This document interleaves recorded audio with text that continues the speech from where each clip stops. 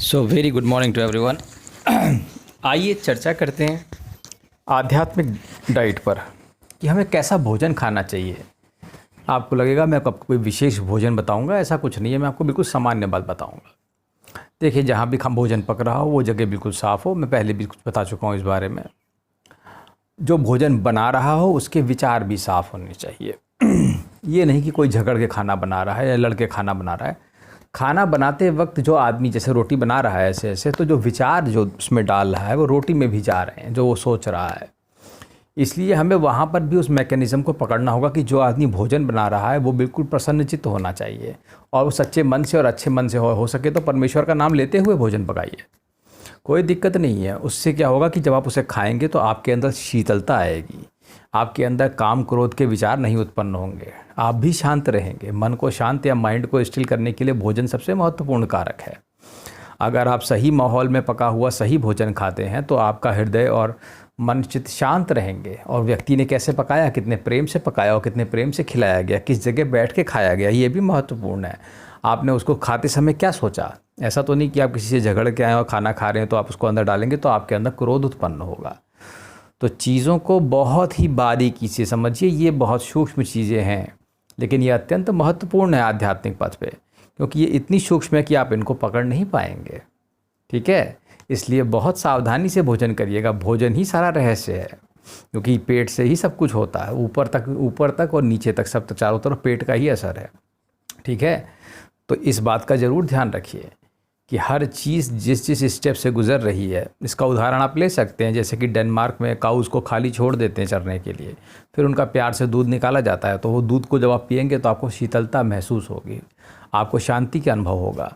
लेकिन अगर आप एक भैंस का दूध पिएंगे जिसे कष्ट दे करके बांधा हुआ है दिन भर और उसके बाद उसे इंजेक्शन लगाया गया है, ऊपर से ऑक्सीटोसिन का दर्द से दिया गया है, तो उसे जब आप पिएंगे तो आपके मन में वैसे ही विचार उत्पन्न होंगे। और ये सारा विश्व इसी प्रकार के भोजन को खाने की वजह से ही इतना परेशान, क्रोधी और गुस्से वाला होता जा रहा है, क्योंकि हमारे भोजन में ही गड़बड़ है। ठीक है, तो ध्यान रखिएगा। तो जहाँ आप बैठ के खा रहे हैं, जब आप खा रहे हैं, आपके विचार उत्तम होने चाहिए। ठीक है, इस चीज़ का ध्यान रखेंगे। बिल्कुल आनंद से खाइए, बिल्कुल प्रेम से खाइए। खाने में कोई विशेष चीज़ मत खाइए, मैं आपको वैसे ही बता दे रहा हूँ। बिल्कुल सामान्य भोजन करिए।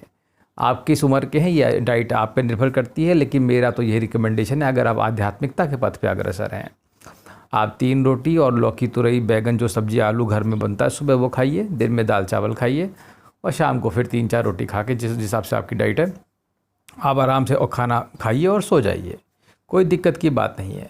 खाने के समय को फिक्स रखिए। सुबह 8-9 बजे 6 बजे आप खाते हो खा लीजिए, कोई दिक्कत नहीं है। यहाँ कोई बहुत बड़ा स्ट्रिक्टनेस नहीं है इसमें कुछ। बस क्या खा रहे हैं, किस तरीके से खा रहे हैं, किस विचार से खा रहे हैं, ये ज़्यादा महत्वपूर्ण है। हमेशा ध्यान रखिए, जितनी भूख हो उसे थोड़ा सा कम खाइए और पेट को थोड़ा हल्का रखिए। बस ठूसिए मत भोजन। हमारी एक आदत है कि हम भोजन को ठूस रहे हैं, ये गलत है। ठीक है, भोजन को ठूसिए मत, उतना ही खाइए, जितना मन हो उतना ही खाइए, उसे थोड़ा कम खाइए और जब बहुत तेज़ भूख लगे तभी खाइए। ठीक है, तो ये बहुत ही बेसिक चीज़ें हैं जिनका ध्यान रखिए। बहुत अधिक मिर्च वाला खाना, बहुत अधिक नमक वाला खाना, बहुत अधिक मीठा खाना, दोनों सब चीज़ें खतरनाक है। सब कुछ संयमित खाइए, आप खाइए सब कुछ। खाने में कोई मनाही नहीं है आध्यात्मिक, लेकिन समय से खाइए और ज़्यादा कोई चीज़ मत खाइए। जैसे आपको 4-5 रोटी खाने की भूख लगी है तो आप 5 रोटी की है तो आप 4 रोटी खा लीजिए और आराम से अपने पेट को हल्का रखिए और आप देखिए आप प्रसन्नचित्त रहेंगे।